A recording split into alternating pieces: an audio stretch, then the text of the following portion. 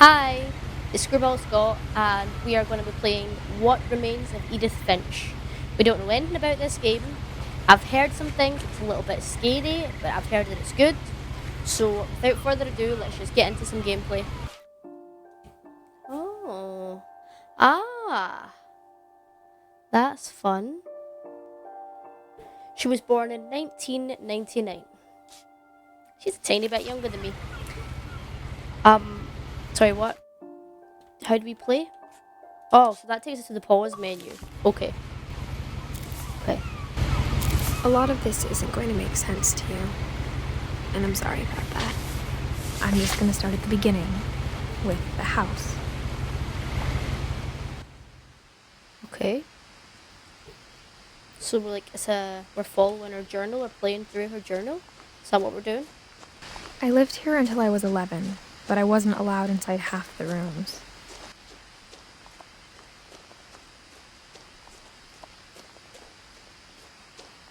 Wow. Imagine living somewhere till you're 11 and you haven't seen all the rooms in your own house. Inside the mailbox were bills from 7 years ago, marked urgent, open immediately. Oh. I like the mailbox right enough.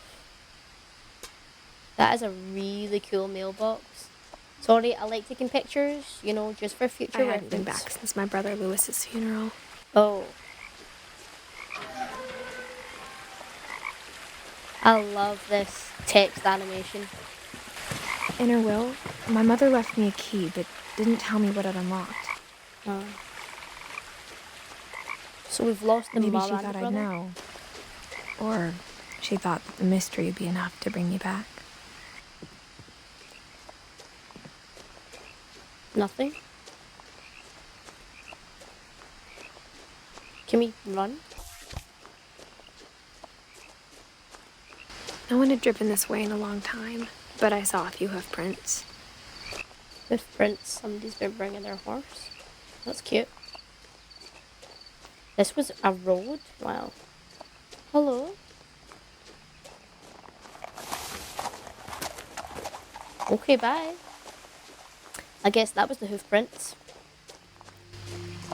The truth is, even after I inherited the house, I never thought I'd come back to it.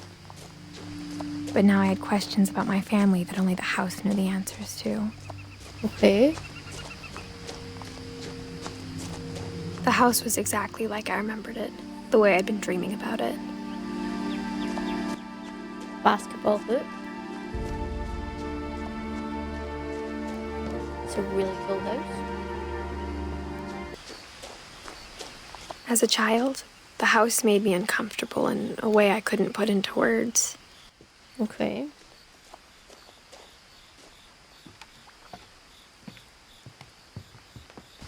Now, as a 17-year-old, I knew exactly what those words were. I was afraid of the house. Okay. That makes me nervous. Why are we afraid of a house? I wonder. I hoped the key might unlock the front door. It didn't.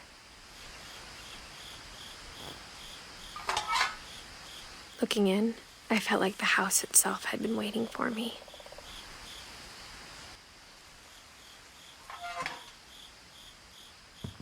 So how do we get in, may I ask? To our own house? Excuse me.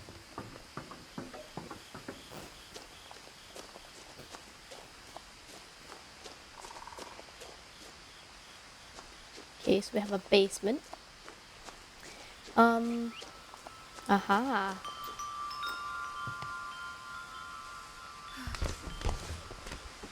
Well, at least she's small. Crawling through the doggy door used to be a lot easier when I was 11.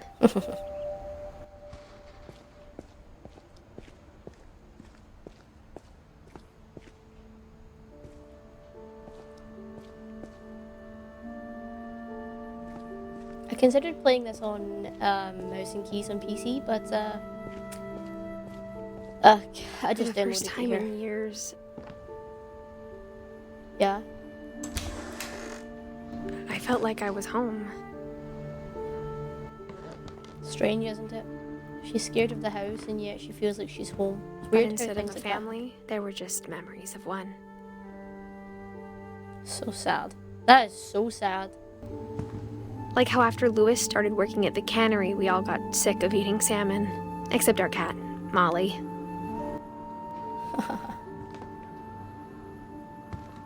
Or how only one restaurant would deliver to our house, so we had Chinese a lot.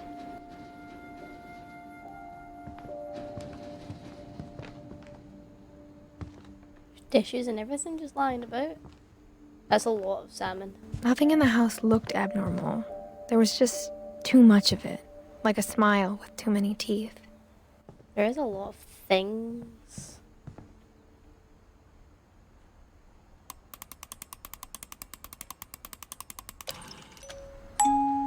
Great-Grandpa Sven built a music box for Barbara, along with the rest of the house.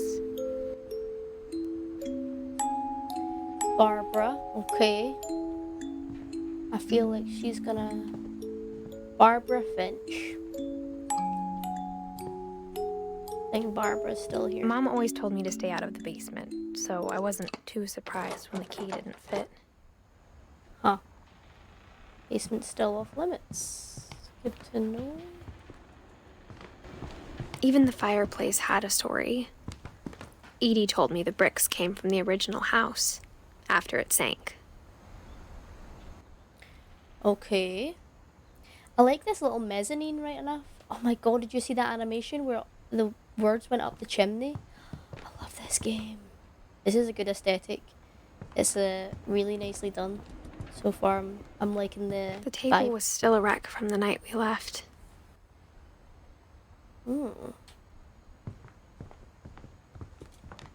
My mom was the only one of us who could imagine Great-Grandma Edie living in a nursing home. Okay. It was like a bomb had gone off, killing everyone but sparing the furniture.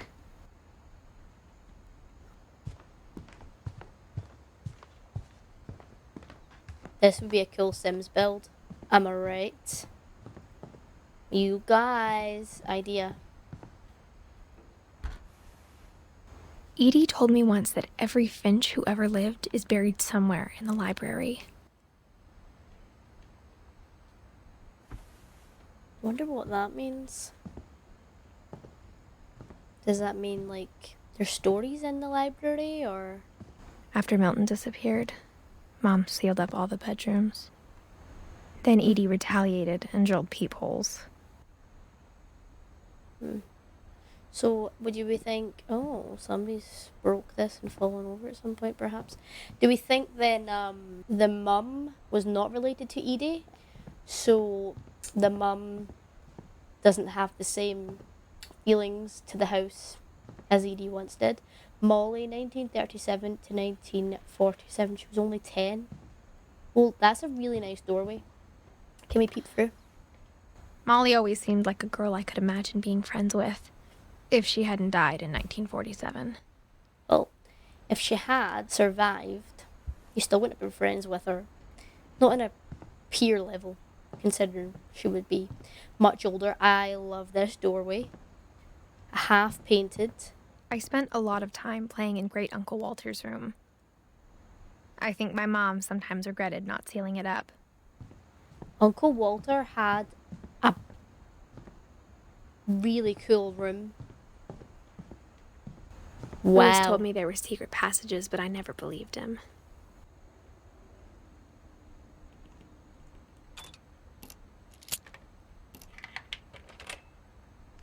So the key unlocks a secret passage in Uncle Walter's Turns out, room. my mom was really good at keeping secrets.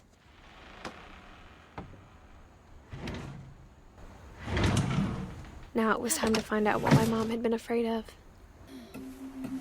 By Uncle Walter's room. Reading this, maybe it sounds like I had a plan, but I had no idea what was behind that door. Smalley's room. Just like I had no idea where all this was gonna lead. So I'm assuming they were brother and sister. And their bedrooms connected through the wardrobe. How cute is that? I grew up looking at Molly's room through the peephole. Molly's gerbil had a tiny bedroom with its own even tinier gerbil cage. That's amazing. Being inside for the first time, I felt like I'd stepped behind a painting. It's really nice in here, to be fair. Like, for being kids of the 30s and 40s, they had really cool themed rooms. Wow. Since Edie had spent a lot of time here. Before my mom sealed the doors. We have another journal. Okay, let's open that up. December 13th, 1947. Dear Diary, I'll be gone soon, but I wanted to tell somebody about what's gonna happen. It started when Mom sent me to bed without dinner. I woke up and I was starving, so I looked around for something to eat. My Halloween candy was all gone. The gerbil food was dry, but I didn't mind it.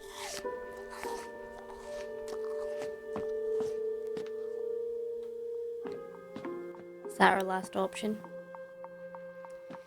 Let's head out. Mom, can I come out now? Sweetheart, it's late. Go to sleep.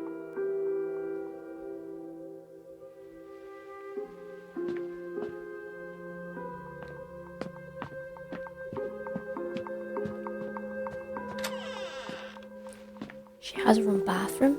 I kept eating and eating.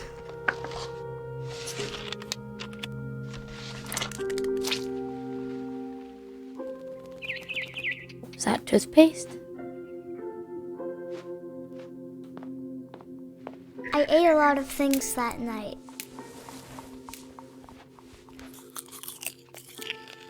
She must have been absolutely starving. Then I heard chirping outside my window. It was a barn swallow going back to her nest. I reached out for her.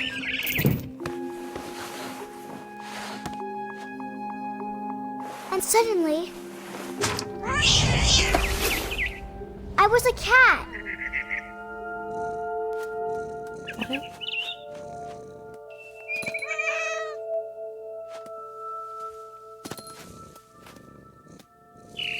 I tried to be quiet, but the bird was really scared.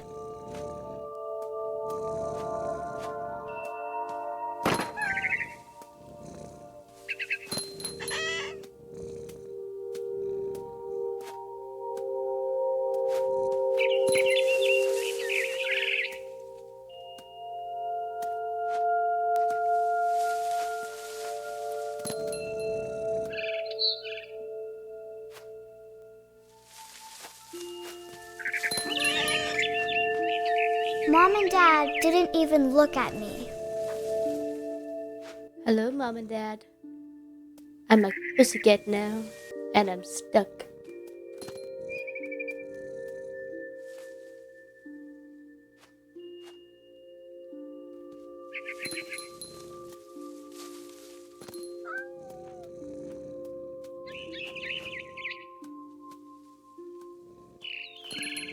Ah.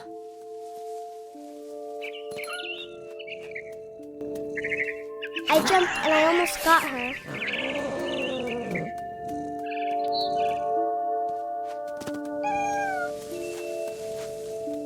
I could tell she was getting really tired.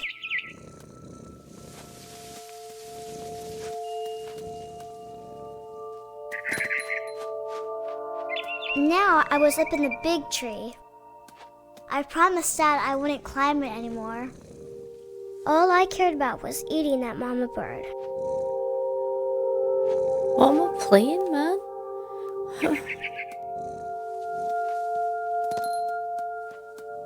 Don't want to eat a mama bird.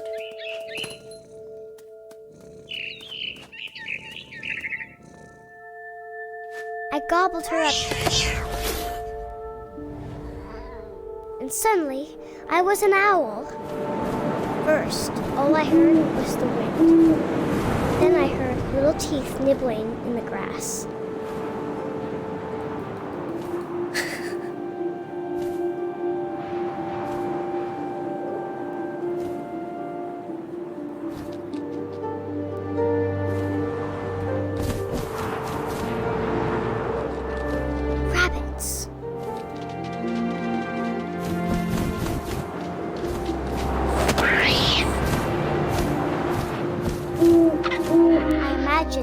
face looking up and seeing mine through my talons. I swallowed him up, and I didn't chew one bit.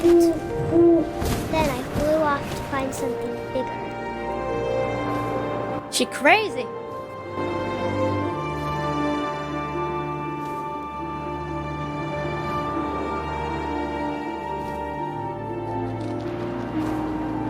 A mama rabbit.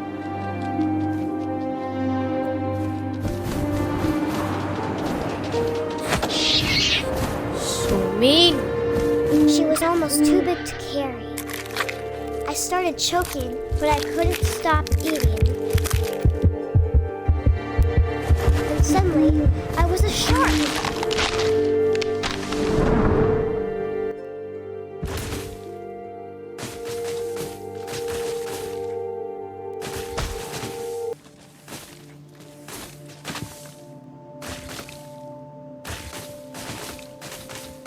I didn't know we were playing Man-Eater. I thought we were playing Edith Finch. I rolled off a cliff and into the ocean. Now, I was hungrier than ever.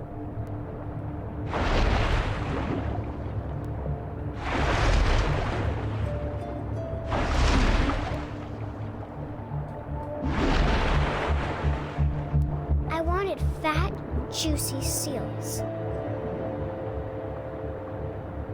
Is this a nature lesson? Come on, man.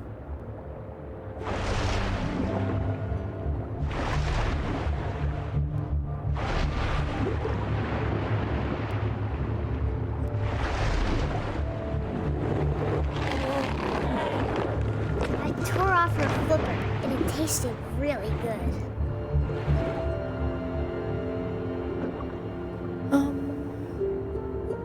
I grabbed on tight. But I was so hungry, I jumped out of the water. When I opened my eyes, everything had changed.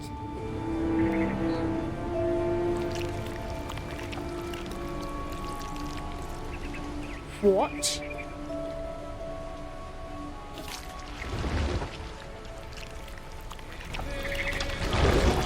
Now I was a monster, and I smelled people everywhere.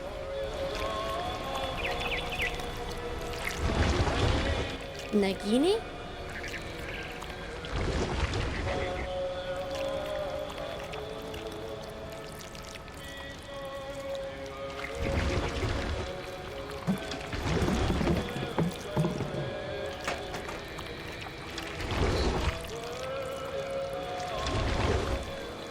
I was big, but I moved real quiet.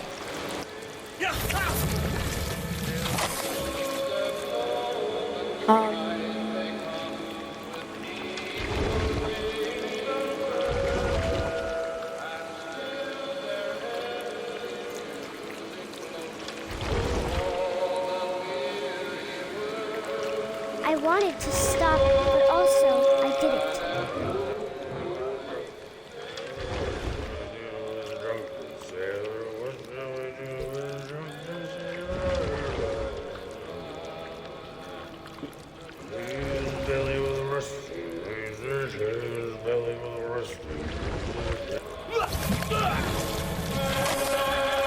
Eat him, apparently.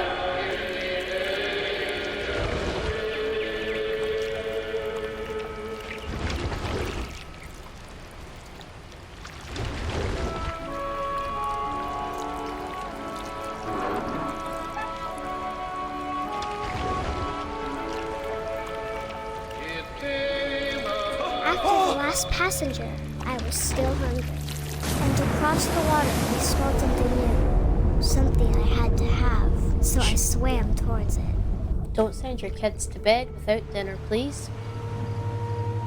This is not okay. I slithered onto the sand, and the good smell went into an old pipe. Okay. Well, this is way more responsive than the last time.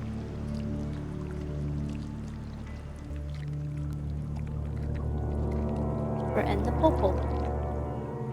This is our toilet. I got closer and closer. Uh-huh.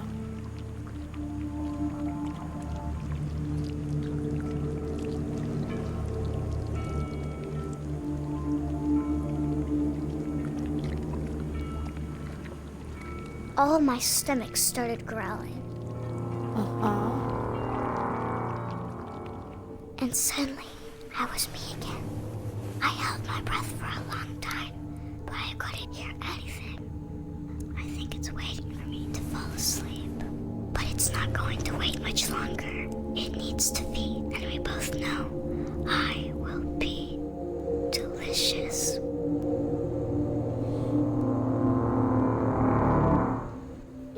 And that is freaky.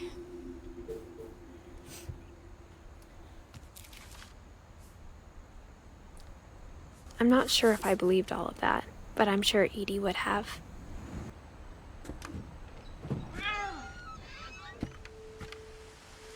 Oh, we're going out on the... This will be obvious later, but my mom never told me any of these stories. Edie would have, but Mom didn't like bringing up the past.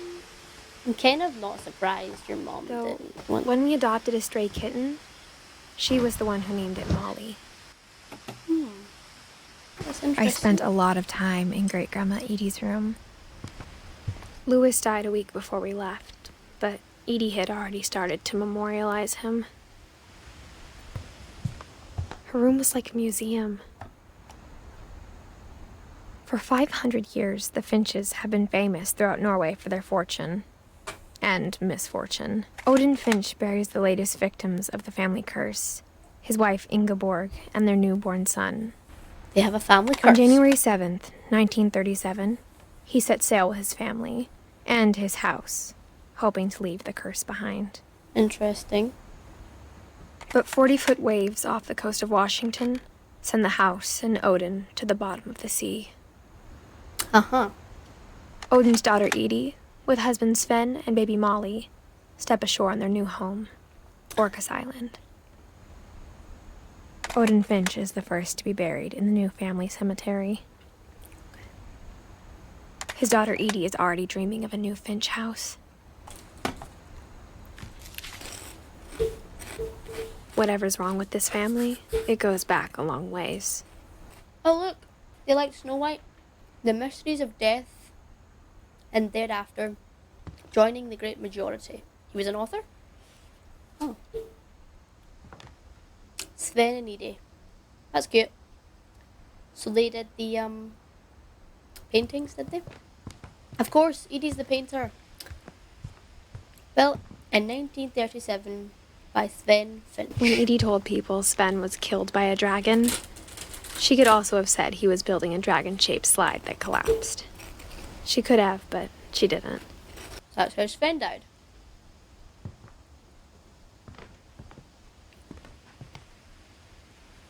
One summer, they evacuated the island, but Edie refused to go.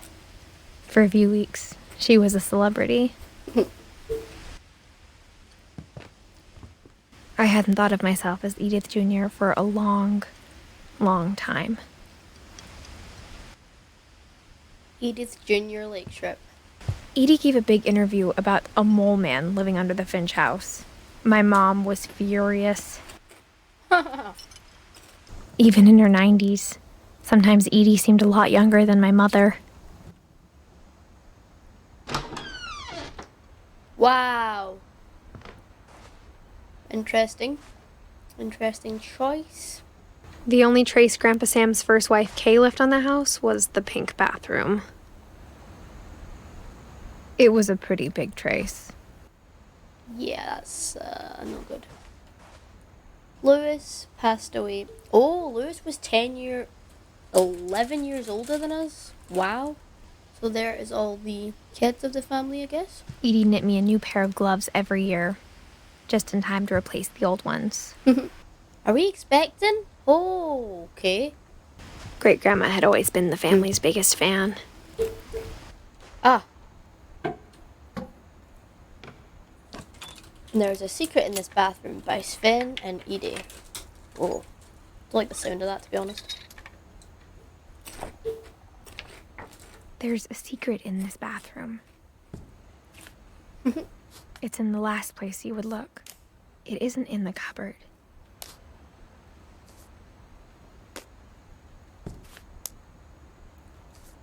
It's hidden in this book. Hello? A dark room?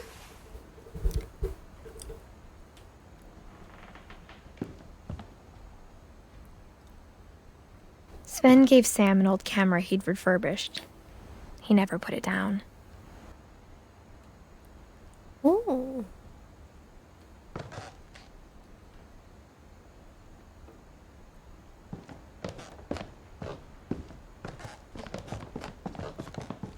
From the paintings on the wall, it was clear my brother Milton had been here before me.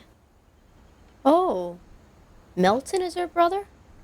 What? I thought Lewis was her brother?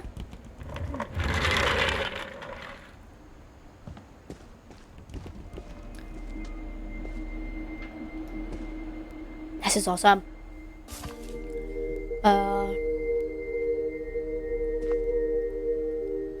Edith Finch National Park. Wow.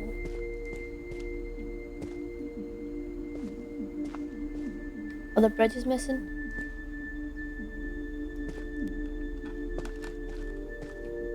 I knew Grandpa Sam had a twin, and that he never talked about him. I prefer the twin side. I guess my grandpa didn't like history any more than my mom did. This is really cool though.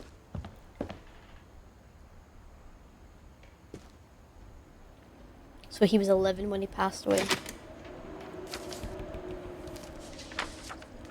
How I Want to Remember My Brother by Sam Finch. The thing I remember is that when he made up his mind, that was it. My brother said he'd die before he ate another mushroom, and he did. At Barbara's funeral, he swore he'd never be afraid again, and he wasn't. I think Calvin always wanted to fly. Oh dear. Sam! Calvin! Dinner's ready! Coming! But that day, he finally made up his mind to do it. I told him going around was impossible. Maybe if I hadn't said that, Calvin! I'm not gonna tell you again! maybe if the wind hadn't picked up, Oh my gosh, this is why I then don't maybe swing high. he'd still be here. But I doubt it. I think he'd already made up his mind.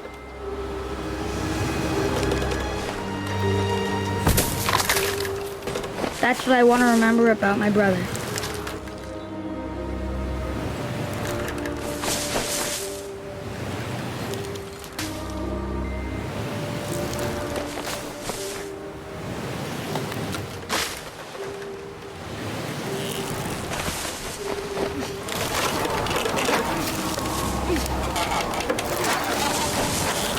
The day he made up his mind to fly.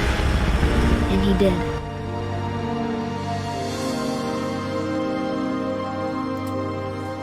Oh my goodness, who made this game, man? This is horrible. Calvin's story felt strangely familiar. When I was younger, I remember trying to do the exact same thing. So he didn't even know his sister Molly. Because Molly died in 47 and he was born in 50.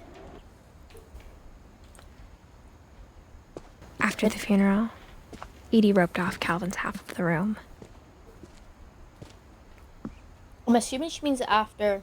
Mom said Grandpa Sam enlisted at 18 and never set foot in the room again.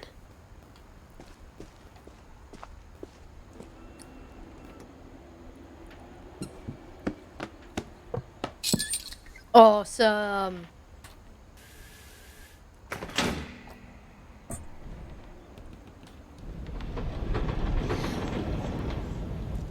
I want a house like this, you guys.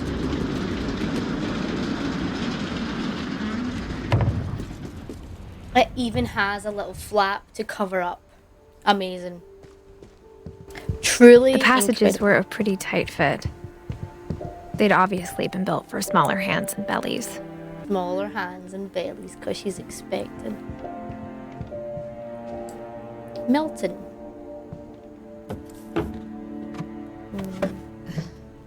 What am I looking at right now? Growing up, I always thought of Barbara as a child star. I never thought about how hard it must have been for her afterwards.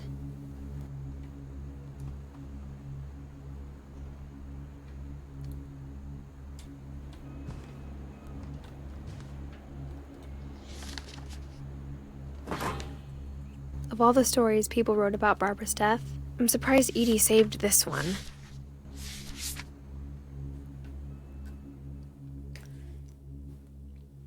Old Jack here with another ghastly tale inspired by America's most unfortunate family.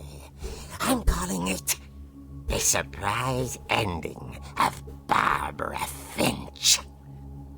As a child star, Barbara was famous for her scream. Now at 16, she was all washed up. A has-been.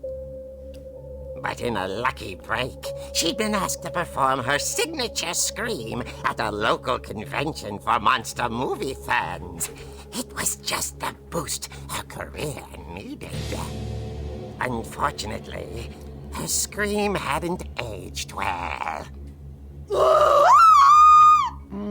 Getting better. I think you just need the right motivation.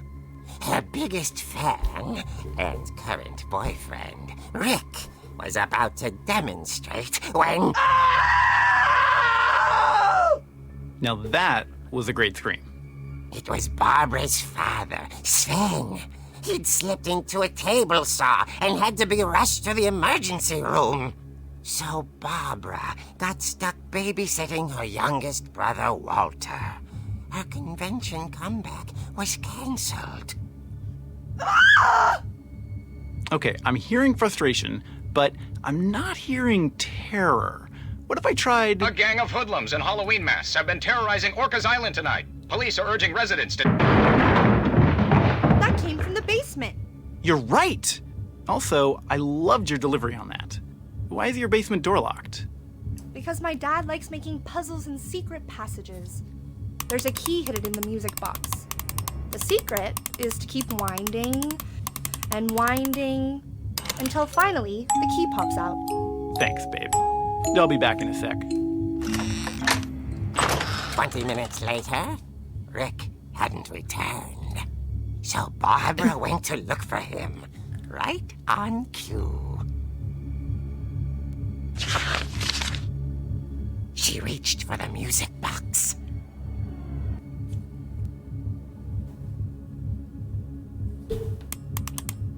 And as she wound the key, she listened for Rick, but the house was silent.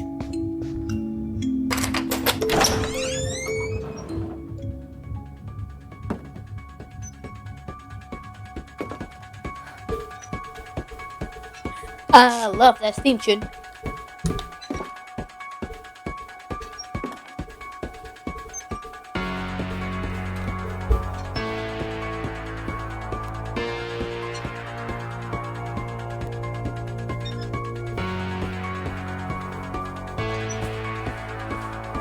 Sorry, get back to it. She found Rick's crutch and imagined the worst.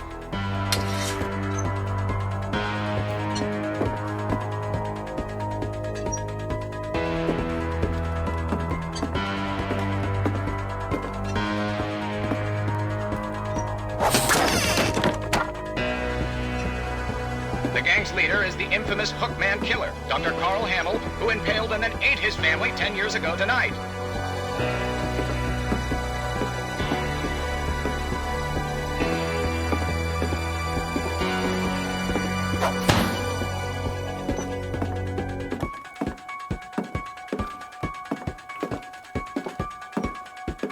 The old fridge rattled and grew still.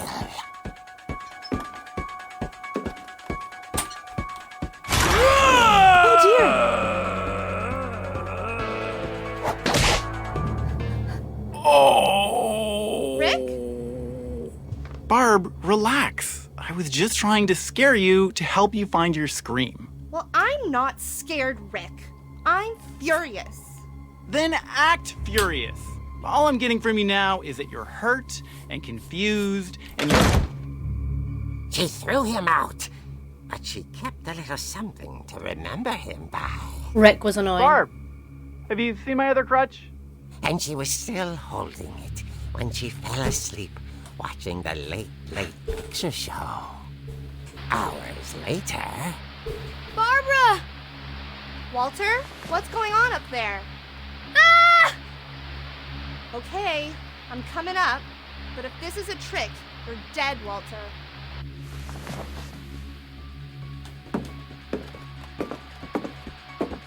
My question is, if you need that key in there to get out of the basement, how did the boyfriend get down to the basement? Okay, continuing.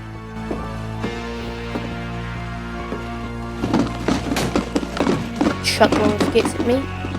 Walter.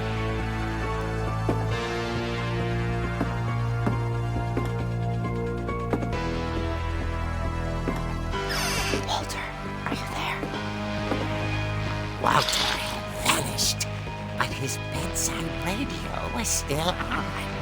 Orcas Island police describe the man as 6 feet tall, with a steel hook for a hand. Residents are urged to lock all doors and windows and notify the police of any suspicious activity. Barbara turned, saw the hookman, and was speechless. He was quite smashing. And he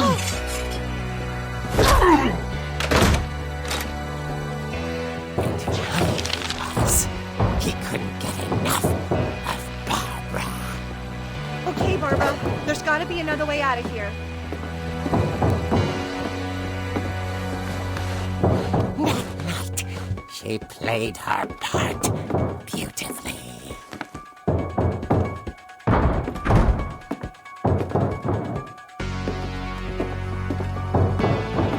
She thought about abandoning Walter, but just couldn't do it.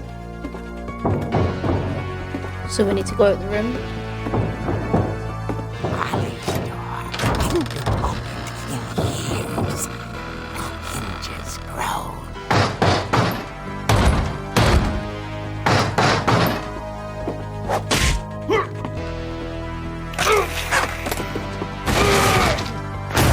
He wasn't moving, but she sensed the story might not be over yet. Broken banister.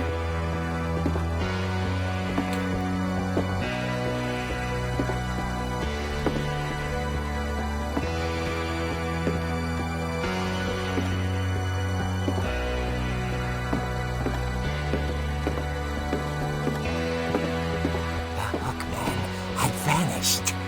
She listened for his breathing, but all she heard was...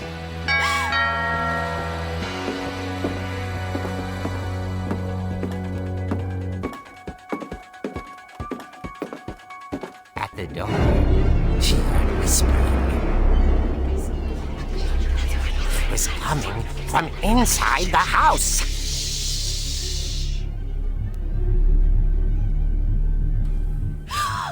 Oh dear. Oh dear. The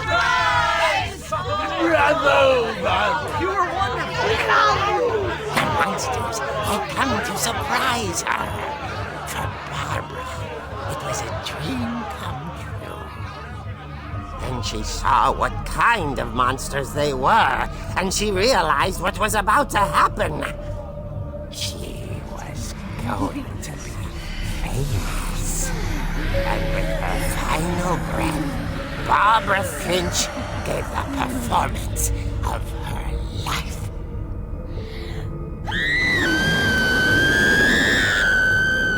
I wasn't there myself, but I hear Barbara was magnificent. Poor girl. She had a taste for stardom. But unfortunately, so did her fans. Of course, the police blamed it all on poor Rick, who disappeared the same night. And little Walter? hiding under his bed the whole time. He took it all pretty hard, but that's another story. As for Barbara, tucked inside the music box is all they ever found of her. Her ear. Now that's what I call a real eerie tale.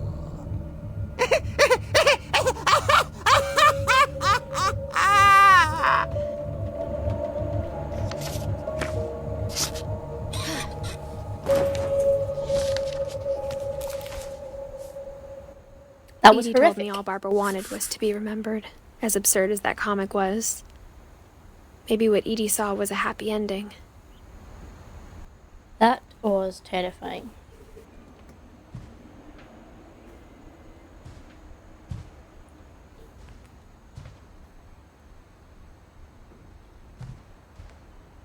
I mean, her room's really cool. I'm into this.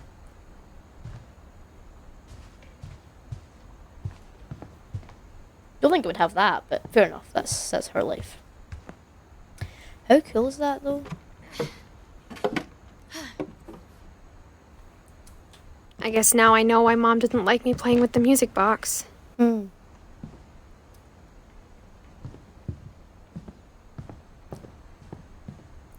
Oh, look at that. It's like Hollywood. Edie's father, Odin, built the original house. Cool is that little wine It's funny. cabinet? All those times I played with the music box and never found the basement key. Whenever people ask me about my family, the first thing they always want to know about is Barbara. Situation. She was famous. Oh, there's more stairs. Oh. Mom must have locked the third floor stairs on the night we left. Oh, okay. Gregory? As a kid, I just assumed every house had peepholes and sealed rooms you weren't allowed inside of.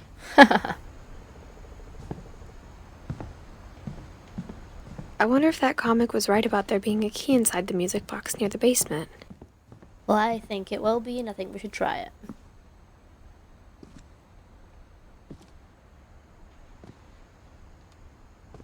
Mm-hmm.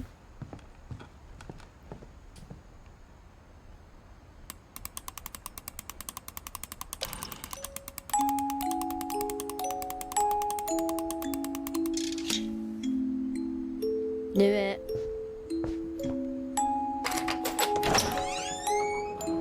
We have never been in the basement before.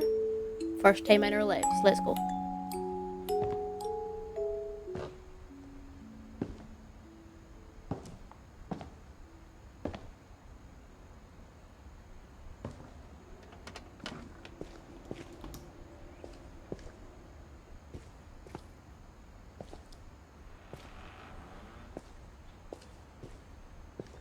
Mom said the basement was off limits, unless I wanted another tetanus shot. Another? Okay. Here's the dragon. Must have been a model.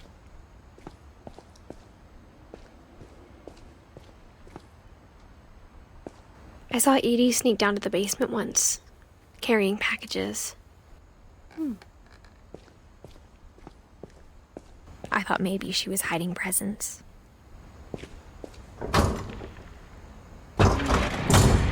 It turned out she was hiding a lot more than that. Ah, Fred's room. Let's go.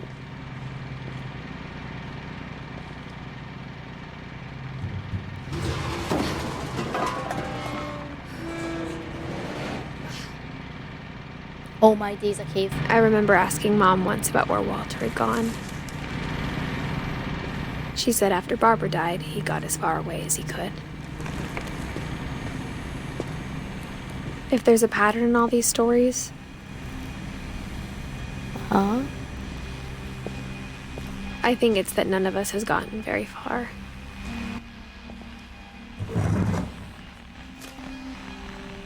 Goodbye, everyone. I can't believe I've been down here for 30 years.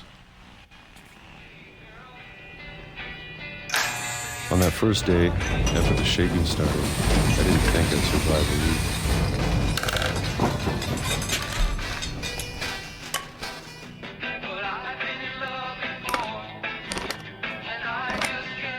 But after a few days, I settled into a routine. That's what kept me sane. Having a schedule, living for today. I always expected to be dead tomorrow. But if you wait long enough, you get used to anything. The vibration is real.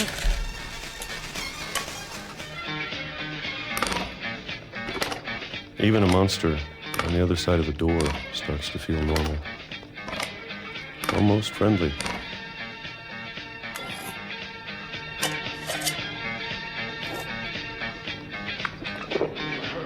And then one day, everything just stopped. Whatever that thing was, it was gone. Maybe it got tired of waiting. Or maybe I just got tired of being afraid.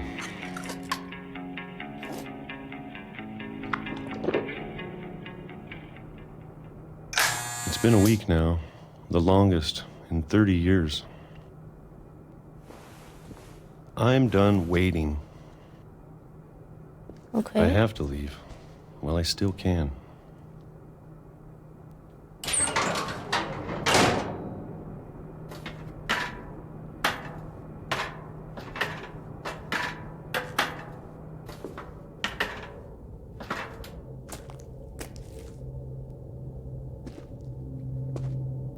I know it's out there, somewhere.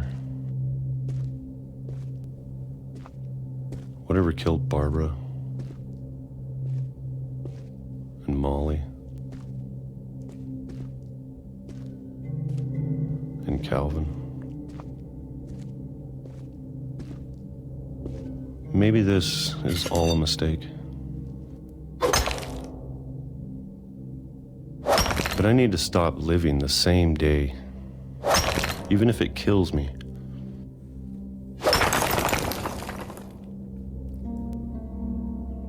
Whatever's out there, I want you to know I'm ready for it. I'm going to appreciate all of it, especially the food. I don't mind if I only have a year left, or a month, or a single week. I'd be happy with one new day. I can already imagine the sun on my face.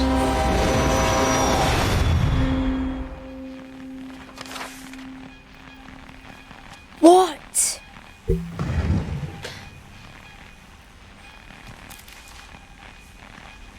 Walter died when I was 6.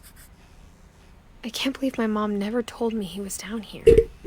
I'm sure my mom was trying to protect me.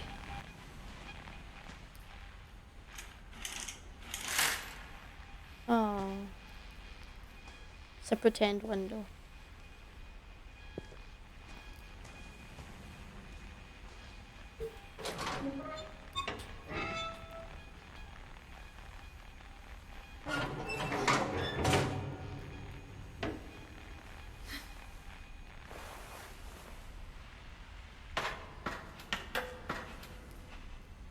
Maybe she was afraid I'd end up like Walter. But if she never told me about an uncle under the house, I can only imagine what else she was hiding. I don't want to make the same mistakes she made. Trying to bury something that's still alive.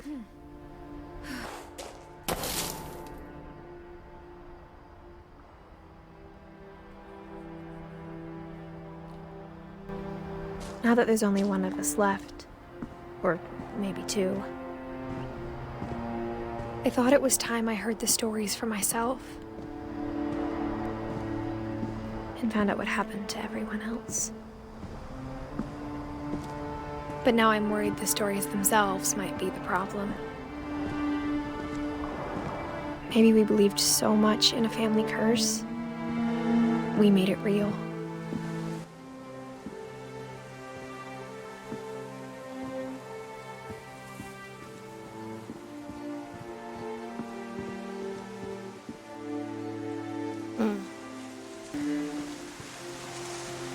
I don't know if I should even be writing this.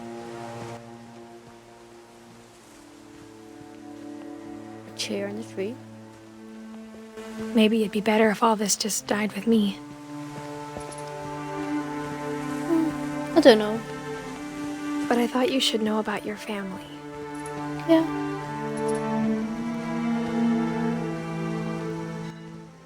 I think letting your kid know at least where they came from is fair enough. And the history you're a part of.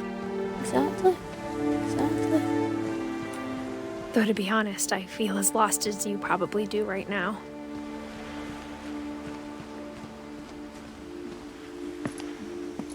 I think the people in these stories believed them, for what that's worth.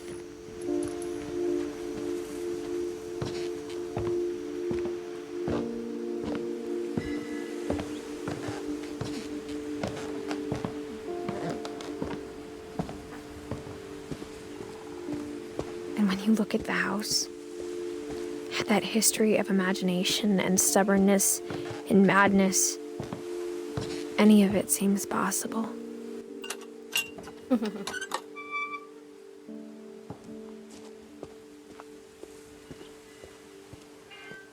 I think we've been surrounded by death for so long, we've just gotten used to it. What kind of family finishes building a cemetery before starting the house? Fair point. It's embarrassing for me to admit this, but the pet cemetery made me more uncomfortable than the human one. 3 of the gerbils were mine, and 2 had been my fault.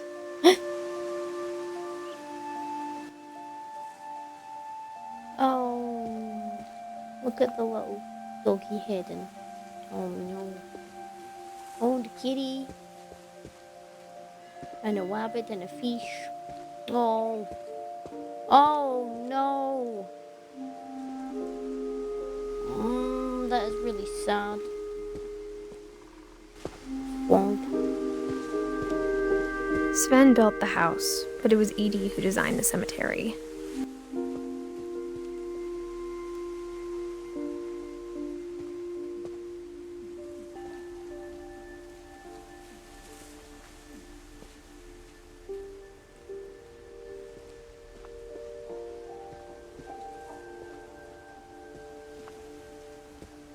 They're awesome headstones. I'm sure Odin's monument had been Edie's idea. My mom was always trying to move on, but for Edie, the past never went away.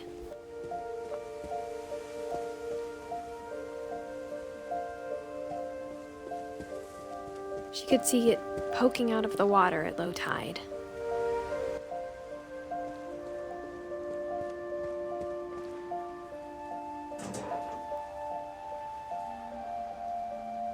Edie said she dreamed about the old house every night.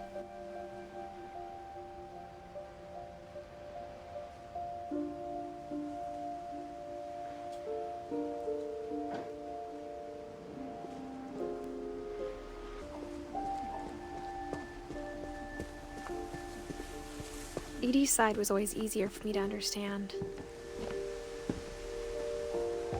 But the older I get, the more I can see where my mom was coming from. Her dad had been pretty strict, but it wasn't enough to save her brothers. She was just trying to do better.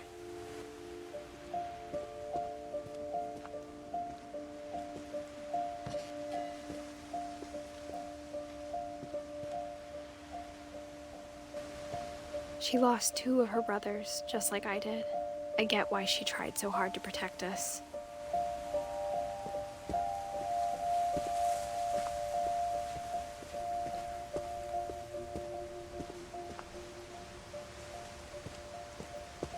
There's so many things I wish I could ask my mom now.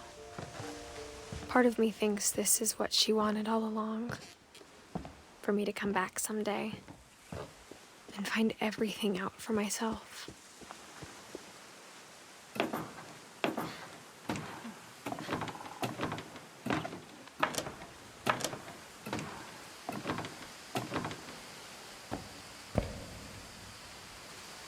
But looking back on it now,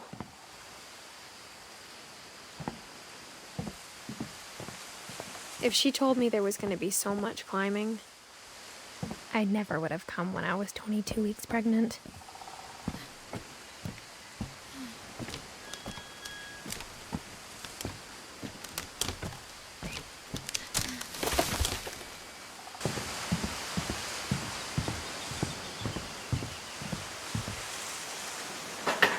I never met Grandpa Sam, but I think he and my mom had a lot in common.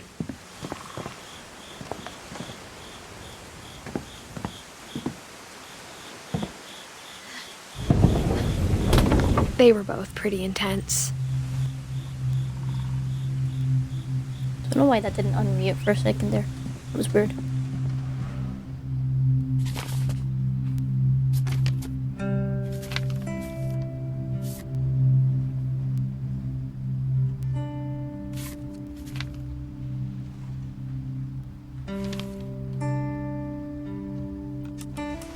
Dawn, I promise, you'll never forget this weekend. Yes, sir. These memories are gonna last a lifetime. Am I gonna have to shoot anything?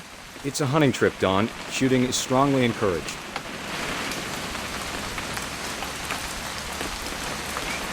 What?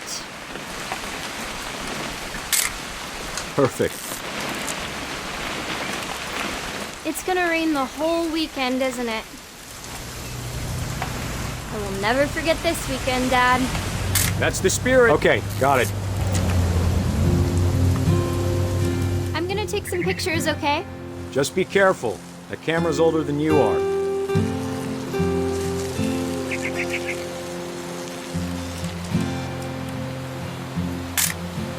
Aw. You're right, Dad. It's starting to clear up. Still freezing, though. Definitely should not have drunk all that coffee. Hold still while Hey! That's a keeper. I'm just saying, I'm not always gonna be here, Dawn. You'll need to remember this stuff, if you want to survive. I'll be fine, Dad. You know who else thought he was gonna be fine? Some guy who died. Dawn, I'm being serious. I know, Dad. You're always serious. Doesn't being out here make you want to chill out? Well, to tell you the truth, I haven't been out here in 20 years. Last time I was with my brother Calvin. Man, that was a great trip. Your grandpa Sven taught us how to fish, how to build a fire. We found an old logging trail. There were deer everywhere. I bet if I could remember where that trail was, we'd spot a buck for you in no time. Give me a minute to check the map. Dad! Good eyes, Dawn. Before you take the shot, let me get a picture of you. Dad,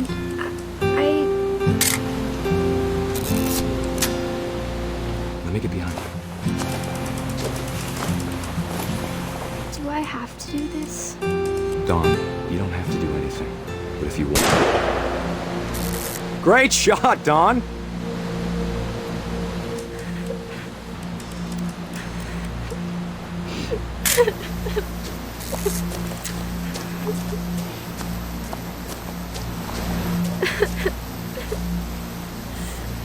Dad, it's twitching. I think That's it's totally so- normal, Dawn. Just focus on the camera. Try not to think about... Dad!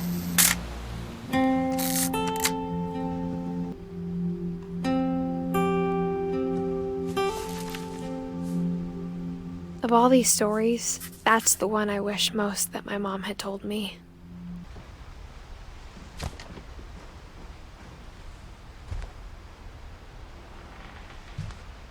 Sam spent his life shooting photos, but Mom said he got nervous being in front of the camera.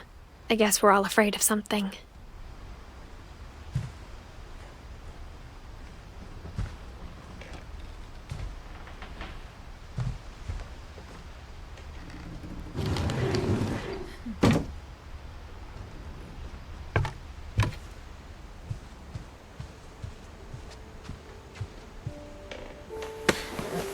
After Sam died, my mom and Edie got really close. They'd both lost a lot.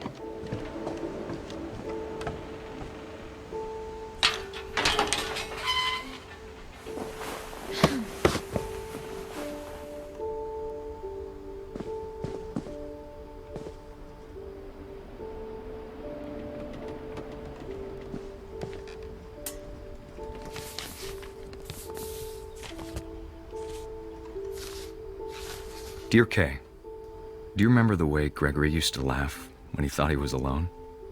Like something funny was happening, but only he could see it. I think he saw things the rest of us don't.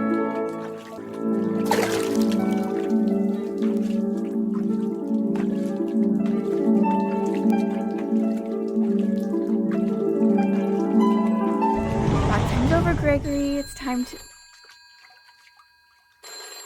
Hold on, sweetie. Hello? Sam, I told you I don't want to talk right now. I wonder what he saw.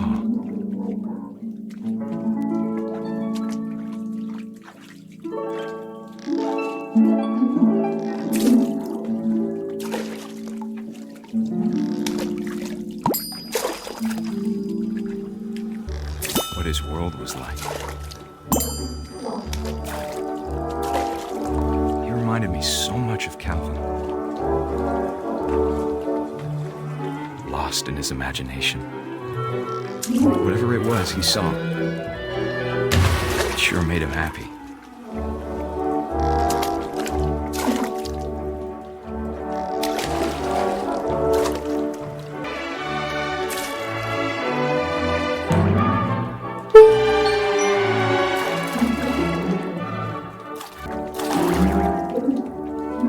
Silly it sounds.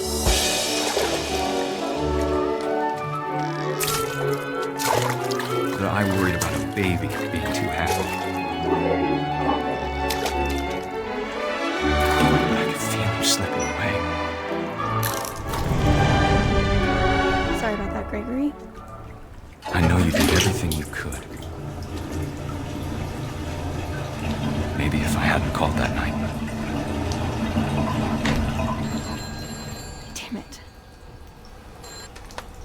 Hold on, I don't want Gregory to hear this.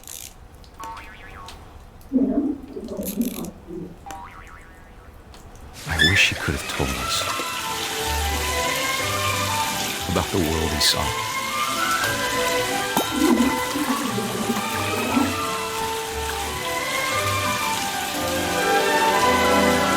There's so much I don't understand about Gregory, about everything.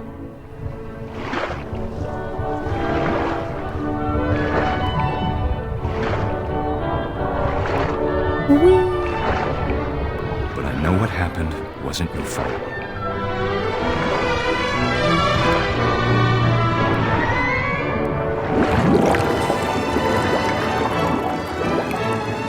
I'm sure he's happy. And he'd want you to be happy too. Good luck, Kay. Love, Sam. Well, that was intense.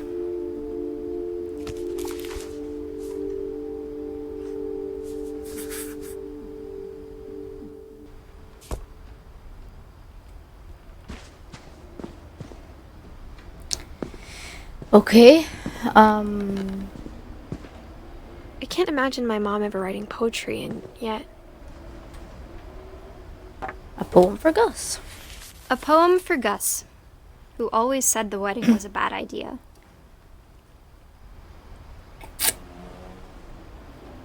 What wedding?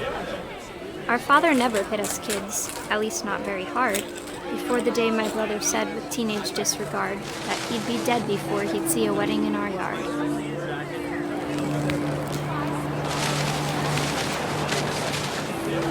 My father made him come, of course, but Gus stood far apart, just flew his kite and bottled up the storm inside his heart.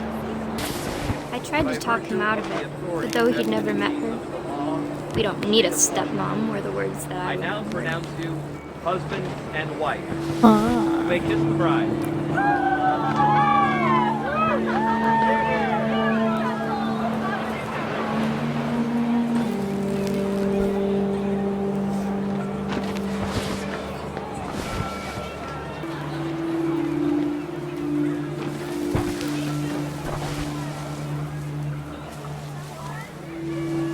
the time for photos came, Dad ordered him to come here. But Gus declined, and as a sign held up his middle finger.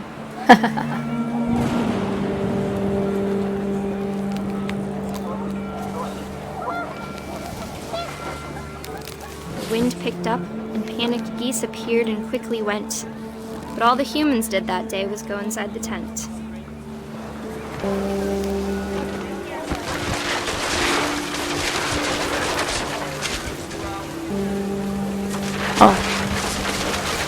The rain came down in buckets then, but no one seemed afraid that nature might destroy the tent our dad had crudely made.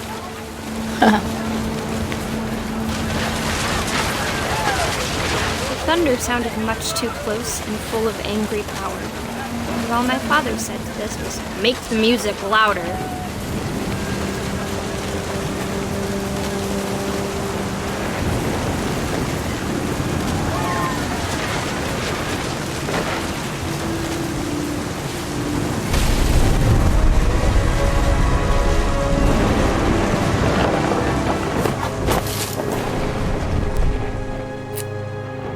Uh-oh. I wish that I could truly say I thought about you on that day. Out there on the beach alone, just you, the wind, the sea, and foam. But I didn't. Until we found you. It's kind of rude.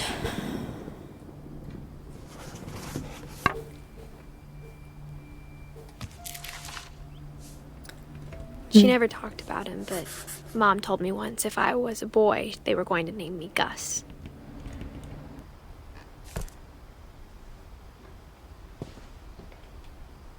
Oh, there's his Kate.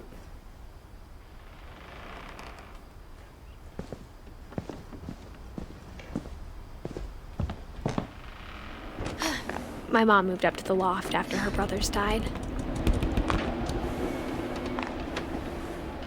At the time, it was as far away as she could get.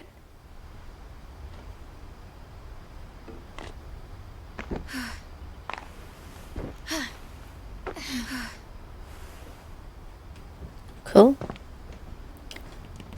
She can still see her old bed, but cool. Religion was another thing my mom never talked about, but I think it helped her a lot after her dad died.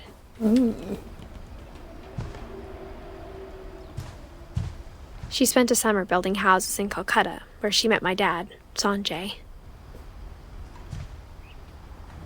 My mom moved to India a week after graduation and got a job teaching English.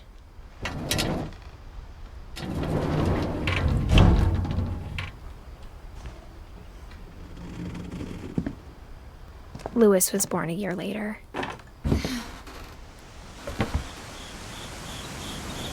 Who's missing? Sanjay? When my dad died, I don't think Mom knew where else to go. I'm sure Edie was happy to have her back.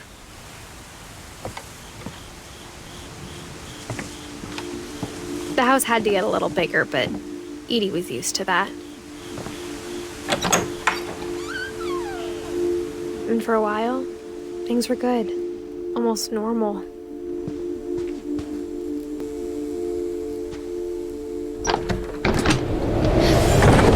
The beginning of the end was Milton's 10th birthday, when Edie gave him a castle.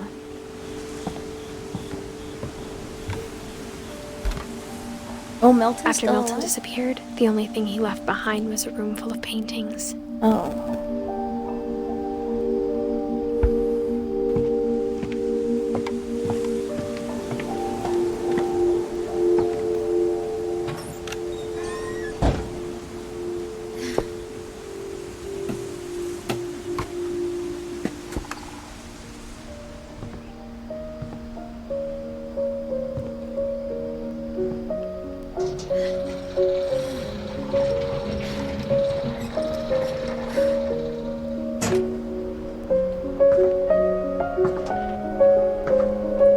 Cool.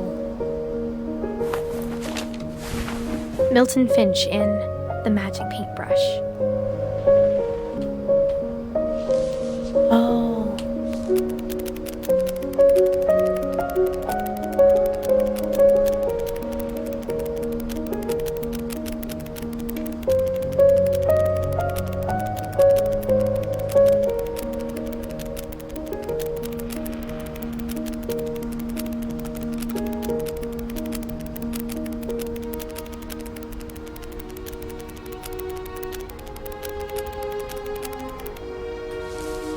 It was so cool. Let's go get that little book. Door. See if it does anything. I was 4 when Milton disappeared. I like how she's drawing him in like that.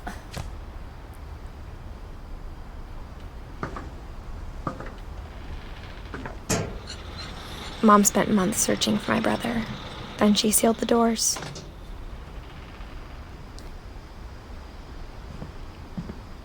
So this was his magic door. Definitely doesn't Whatever do Milton anything. had found in the house, Mom didn't want it getting out. Oh, we can go upstairs. Oh, okay. It doesn't Mom look super definitely safe. blamed Edie, but I think Lewis blamed himself.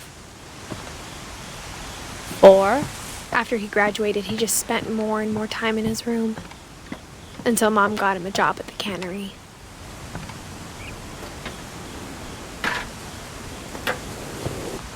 no.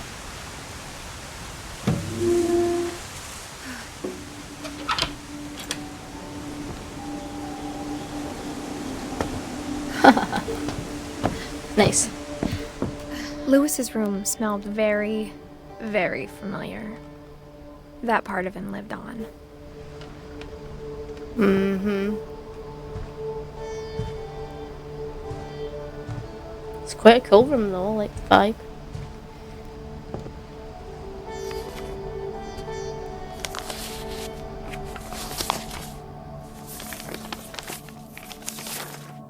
Dear Mrs. Finch, as Lewis's psychiatrist, I can understand your desire for an explanation. As I see it, the trouble began in January, shortly after we convinced your son to seek treatment for substance abuse. Newly sober, I believe Lewis first noticed the monotony of his daily life. Mm-hmm. He kept working at the cannery, but he withdrew part of himself. In our sessions, I saw the same behavior. His mind began to wander. Oh. I asked him to describe it. He said he started small, imagining a labyrinth. He'd feel his way about. Then something moved. Bats. And toads.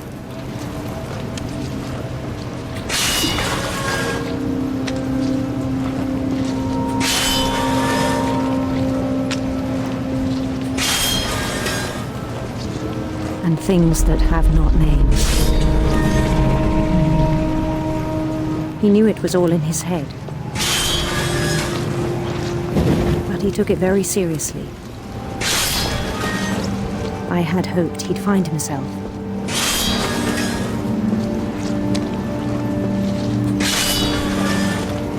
But he found something more.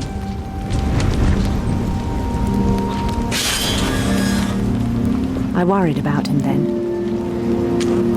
Daydreaming at the cannery. I spoke with his boss. But he said Lewis had become a model employee. Methodical, tireless, focused. Like a whole new Lewis. So I let him go on.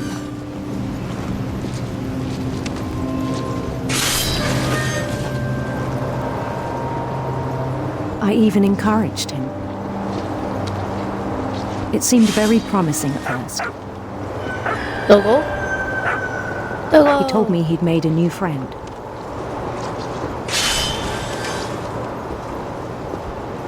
On the edge of a city he named Lewis Topia. He built the city up slowly, brick by brick.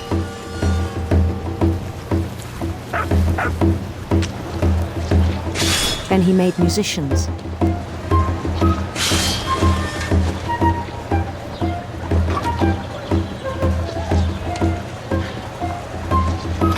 And songs for them to play. He talked about starting a band. and he was always humming something. Every day his imagination grew stronger.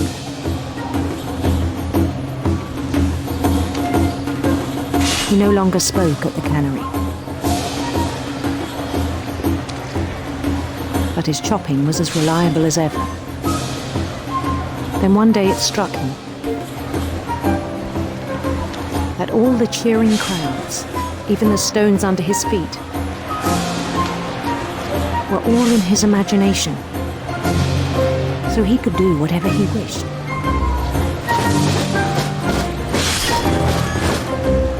He held an election for mayor,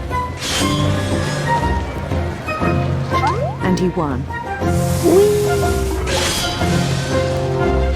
They begged him to stay, but his mind was already wandering. So he became mayor and left. It became a game for him.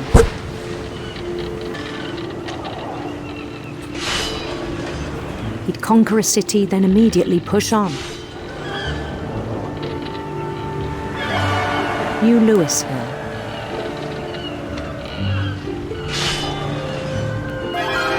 St. Louis. He started drifting away from our reality.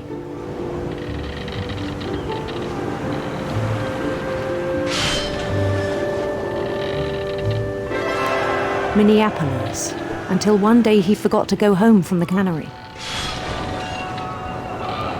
Even as his mother pleaded with him, part of Louis kept sailing on.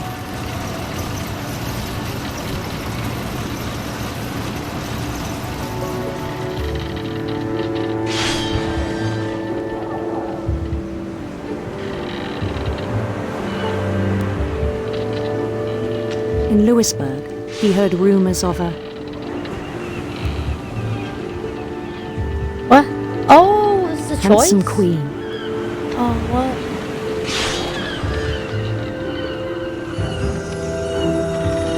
Okay.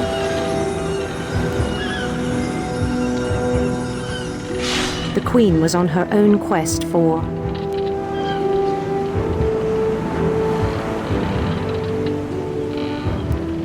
radiant rainbows.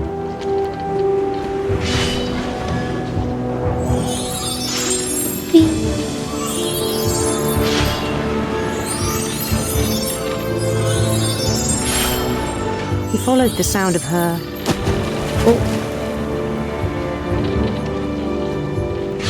electric sitar.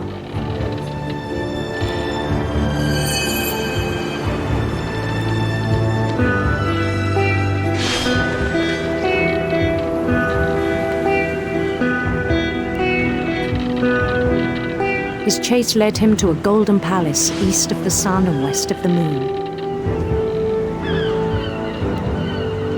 Even then, his logic remained sound.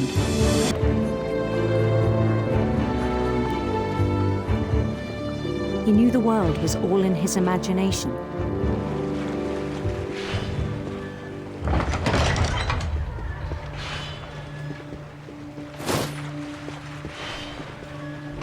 But he was so proud of having created it.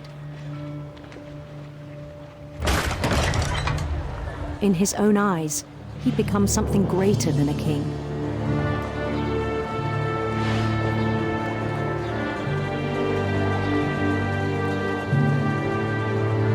For someone who'd never known success in the real world, I think it was overwhelming. And then it struck him that the real Louis was not the one chopping salmon, but the one climbing the steps of a golden palace.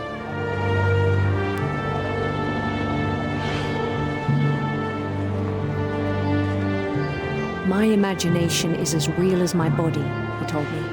It was hard to argue with him.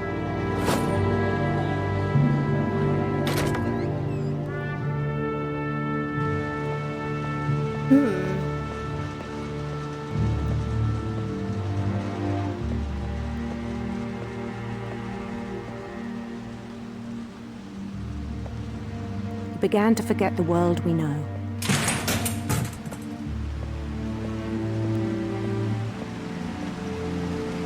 I think it pained him to remember Louis, the cannery worker.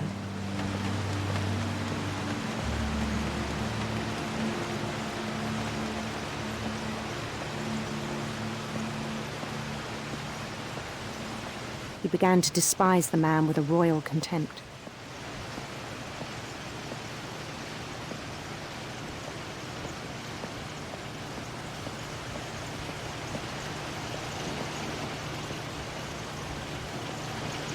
I still thought I could save him. Even after he said he was being crowned king over all the lands of wonder. The palace would be packed with his companions.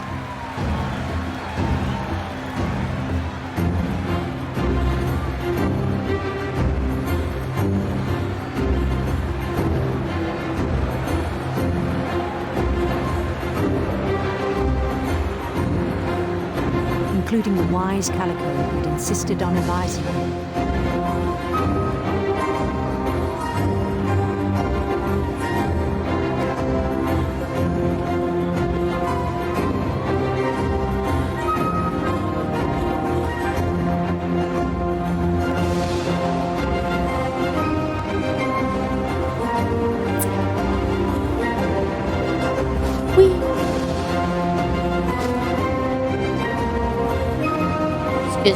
His queen waited, holding his crown. I'm coming, Elizabeth.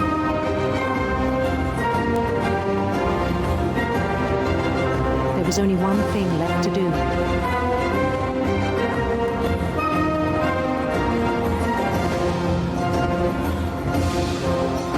I love this animation. Bend down his head. Am I gonna die?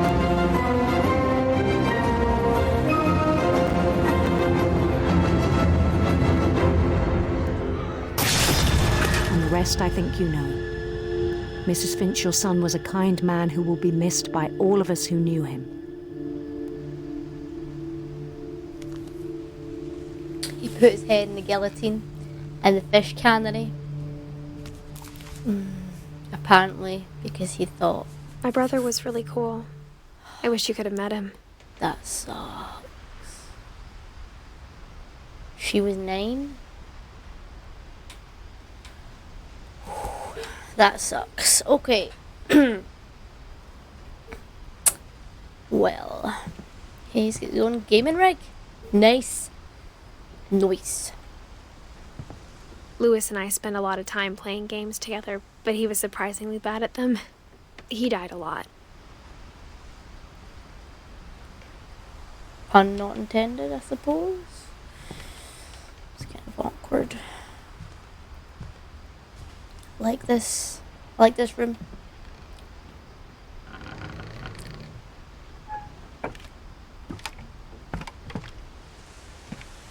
On the way back from Lewis's funeral, my mom told me to start packing.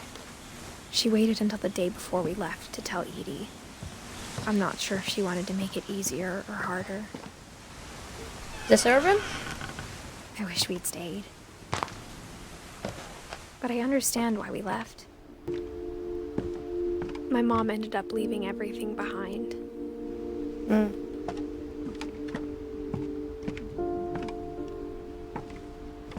What happened that night had been coming for a long time.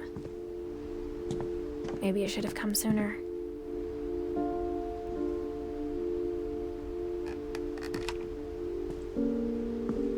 Oh my days. If you have It a had sore to ankle or end something. one way or another. All that's left now is to tell you about that last night.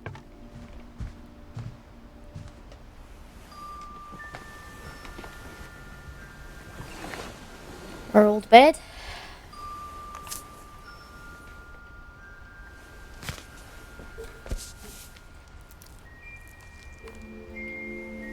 That whole last day, Edie just watched us pack and didn't say a word.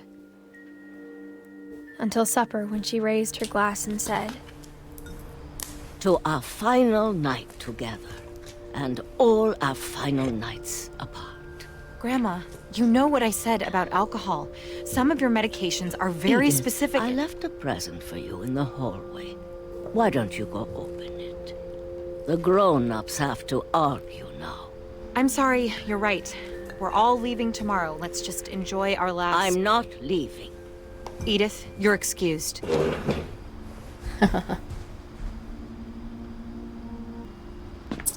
She's like, nah, girl. The power you had been shut taking off me. that morning, but Edie always had plenty of candles. When my mom sealed the library, I don't think she knew about the other entrance. Or that Edie had a key to it.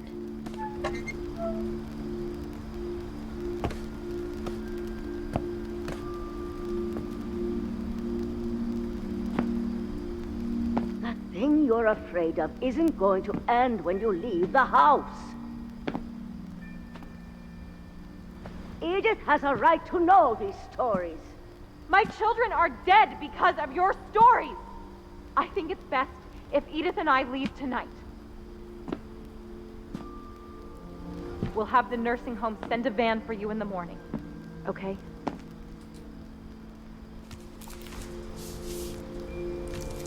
Dear Edith, there's so many stories I wish I could tell you, but there's only time for one.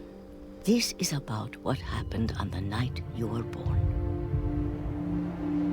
That night, the tide went way, way out. It was the first and last time I ever saw the old house aground. There'd been an earthquake out in the middle of the ocean. They called it the lowest tide in 1,000 years. God, it smelled awful. You know, I've seen that house every day of my life. But I never thought I'd go back to it. When the fog rolled in, I lost my way. I got turned around. For a while, I wandered. I started seeing things. Hello. Goodbye. Things I'd forgotten had ever existed.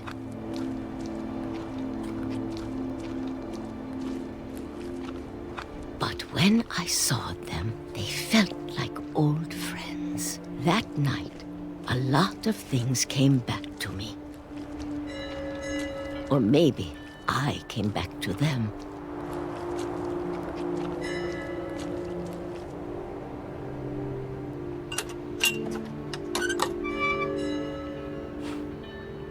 Things I can't explain, but that I need you to try and... Edith, what are you doing in here? It's mine. Edith! Mom, you're gonna rip it! Let go! I kicked and screamed, but Mom dragged me to the car. Mom's a little bit mean. Come on, man. I never saw Great Grandma Edie again. Edie made that book for us. The next morning, the van came to pick her up, but she was already gone. After that, we moved around a lot.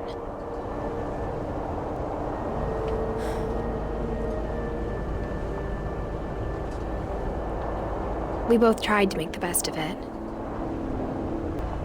A few years went by.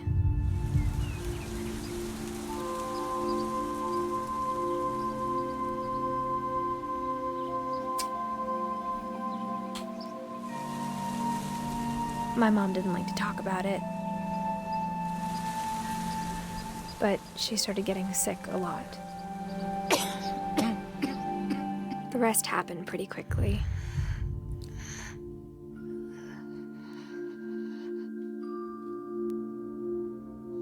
She got better for a while, and then she didn't.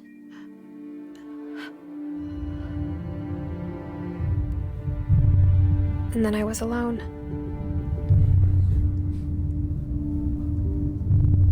The last Finch left alive.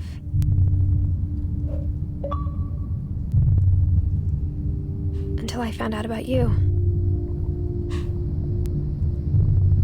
I'm still not sure what to tell you about all this. If we lived forever, maybe we'd have time to understand things. But as it is, I think the best we can do is try to open our eyes. can't appreciate how strange and brief all of this is.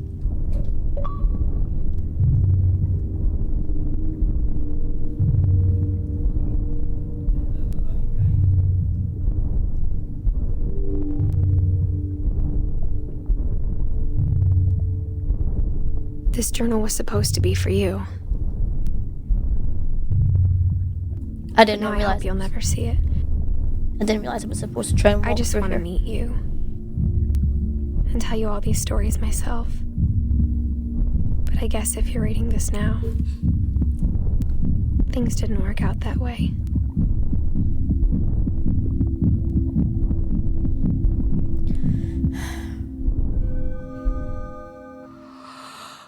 This is where your story begins. I'm sorry I won't be there to see it. It's a lot to ask, but I don't want you to be sad that I'm gone. I want you to be amazed that any of us ever had a chance to be here at all. Good luck. Seriously?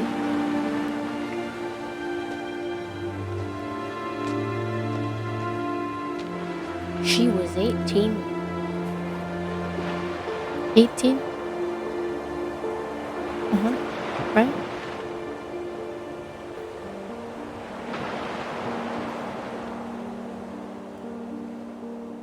$19? I don't know. 18.